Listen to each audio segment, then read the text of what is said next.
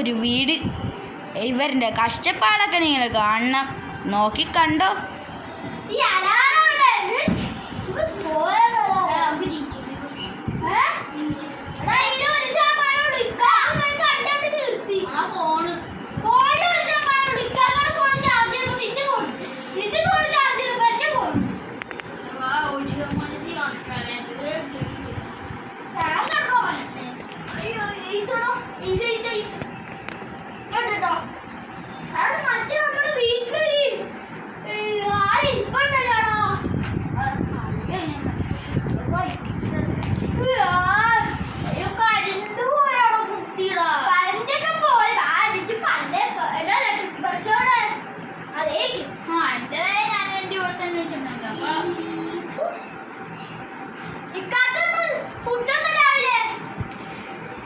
ഉമ്മയും പാട്ട വീട്ടിലില്ല.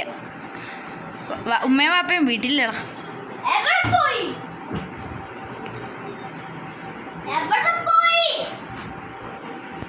എനിക്കറിയാവോ.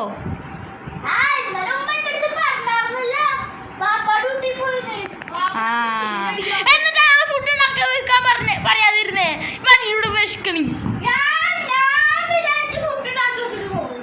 ആ ഇപ്പൊ നിങ്ങളൊന്ന് വന്നേ. ഫുഡ് ഉണ്ടാക്കി വെച്ചിട്ടില്ല. ആ ഒന്ന് നോക്കട്ടെ. ഒന്ന് നിങ്ങളും പോ.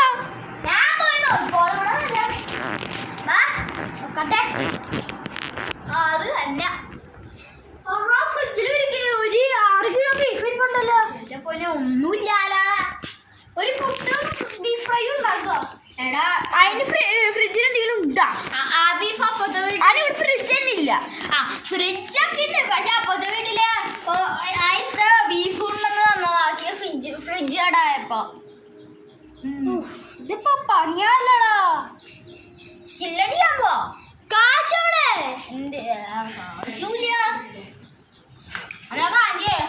എറപ്പം പടിയല്ലേ ഇറങ്ങിയ കണ്ടോ. ഇവർക്ക് ഉമ്മയും വാപ്പ ഇല്ലാത്തതുകൊണ്ട് ഫുഡ് പോലും കിട്ടല്ല.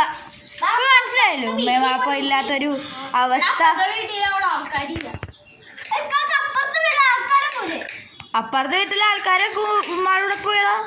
കാരണം എന്താ അറിയോ, ഉമ്മാടെ വീട്ടിലെ പെര പനിന് നമ്മളെ മാത്രം കൊണ്ടായിരുന്നു. ഇവിടെ നിന്ന് കൂക്കാൻ മലിച്ച് ഉറങ്ങണുണ്ട്.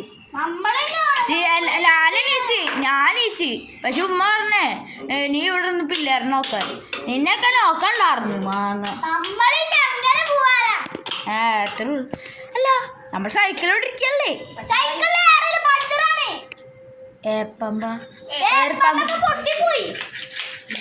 ഇതാരെ പൊട്ടിച്ച് കണ്ടോ? അത് നമ്മളെ കൂട്ടുകാരൻ നമ്മുടെ അപ്പുറത്തുള്ള അയൽവക്കത്ത് ഈ ചക്കര എടുത്ത് കൊടുത്ത് പൊട്ടിക്കാൻ കളയും. ഏറടിക്കാന്ന് പറഞ്ഞ എടുത്തത് ആ പൊട്ടിച്ചോളൂ. ആ വണ്ടിക്ക് പോവാ. എന്താ അവസ്ഥയാണല്ലേ ഉമ്മയും വാപ്പില്ലാത്തോണ്ട്.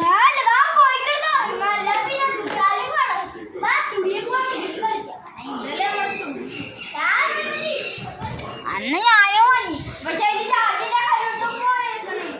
കണ്ട ഉമ്മയും വാപ്പ ഇല്ലെങ്കിൽ അവർക്ക് ദേഷ്യവും ഉമ്മ വാപ്പ ഉണ്ടെങ്കിലും ദേഷ്യവും. പക്ഷെ ഇപ്പൊ ഉമ്മയും വാപ്പ ഇല്ലാത്തോണ്ട് ഇവർക്ക് എത്ര കഷ്ടപ്പാടാന്ന്.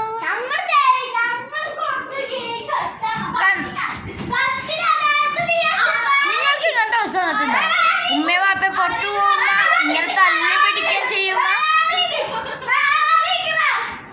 ഇത്രേ ഉള്ളൂ ഉമ്മ വാപ്പാനോട് ഫുഡ് ഉണ്ടാക്കി വെച്ചില്ലെങ്കിൽ ഉമ്മ ഉമ്മേനെ വാപ്പാനോടും ദേഷ്യപ്പെടും. എന്നാ ബൈ ബൈ. ഇനി നാളെ കാണാം.